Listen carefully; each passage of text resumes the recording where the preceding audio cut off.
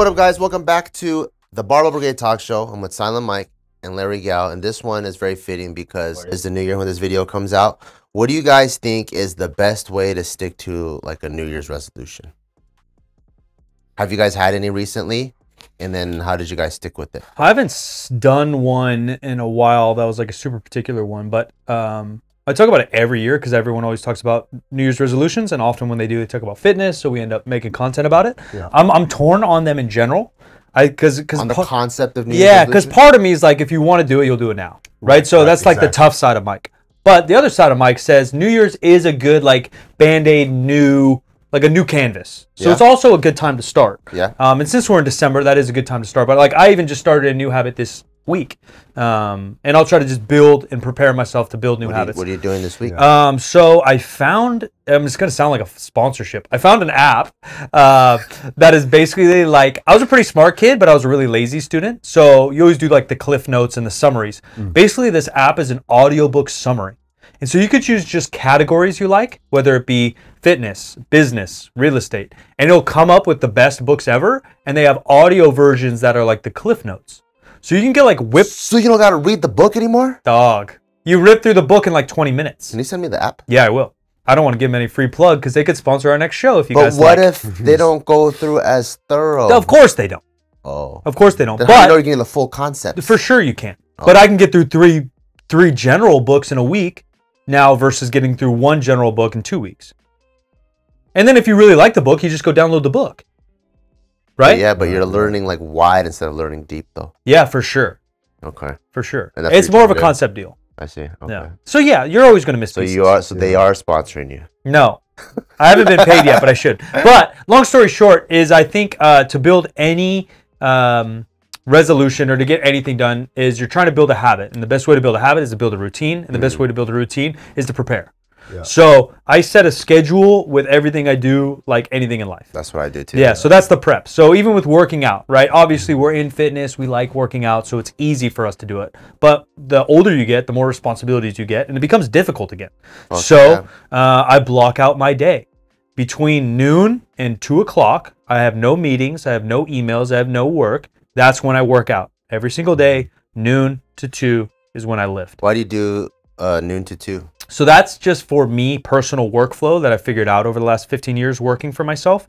I have a really good busy brain and admin brain in the morning. So I try to get all the very first work is the work I don't like to do. Anything I don't want to do, I literally wake up, I grab a coffee, and I do that work. Sometimes it's a checklist, but a lot of times my anxiety makes me do it anyways. I know what I have to do. Wake up, 7, 8 to 9 or 10, I'm doing that work.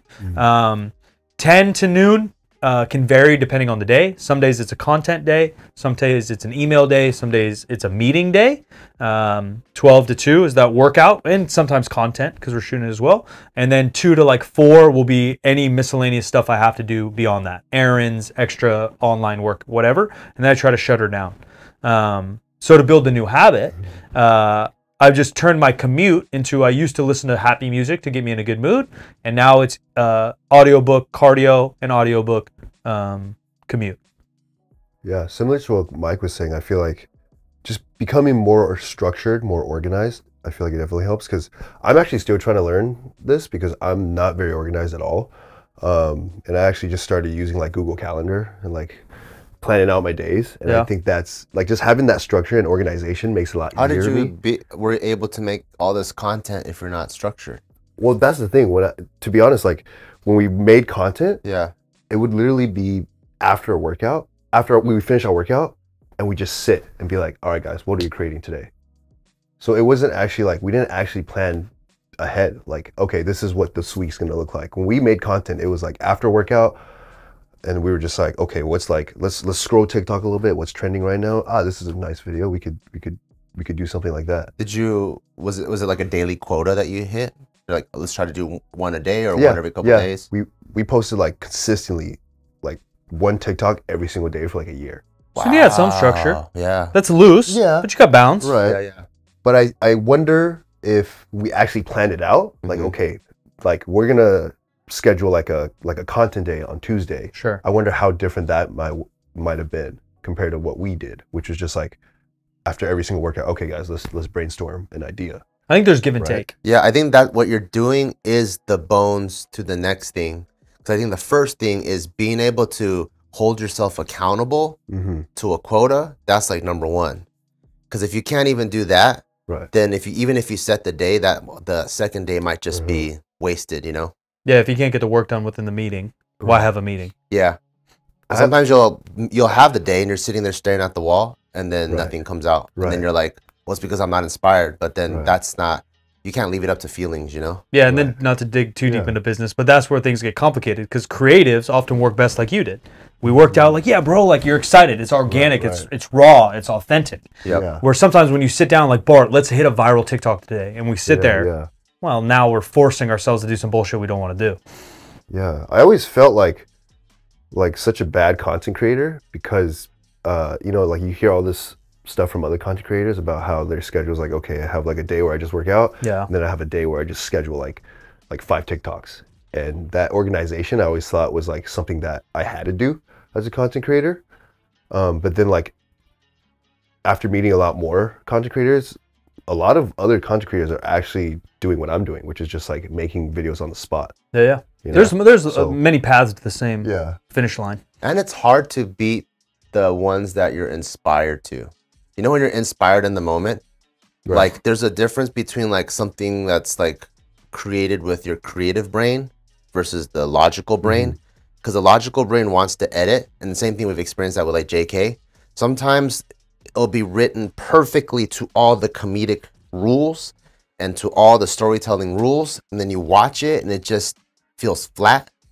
And then sometimes like me and Joe will do something like, fuck the rules, let's just go crazy. And then technically breaks all the rules. And it does better. And it does really good. And yeah, there's drags and there's like things that like it's not perfect, but you're like, kind of like a song. And then sometimes you hear the acapella and the acapella moves you because it's so raw, but it's like, it's not polished like the song. Sometimes it's just like that with content, what I noticed too. True. Are you a New Year's resolutioner? I am. I'm like you, where it's kind of both. I think there's like if you want to do something, just fucking do it. Yeah.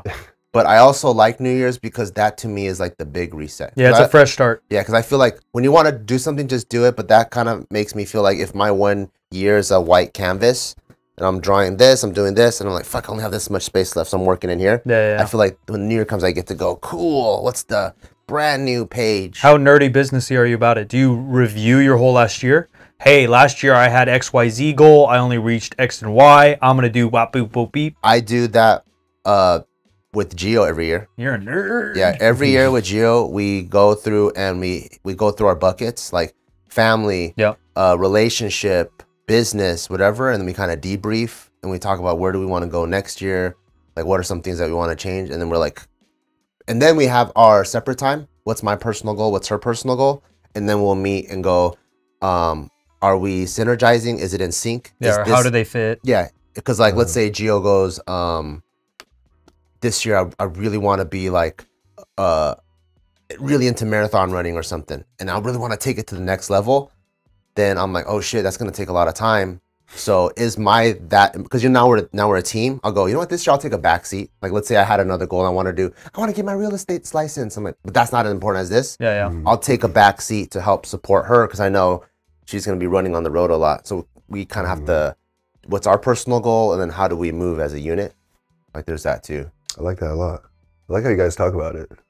Yeah, because it took a while to get there, but we realized like, you know, like when you're not intentional about things generally will take a life of its own. Sure. Yeah. So it's like, if you don't like kind of like tell the horse where to go, it's just going to go. Yeah. It's going no matter what. And then sometimes it could pull you, because we've done so many things where like we're doing like 20 fucking businesses, channels and shit. And then our relationship got pulled in every other which way. We're like, dude, we got to just bring it back. Like, what's more important? When we're not in the 1920s where everything's just lined up. Yeah. Like, all right, Gio cooks lunch and dinner. And I work at the Ford factory. factory. Bart's going to be home at 5:30 from the factory. Yeah. Because that lines it all up.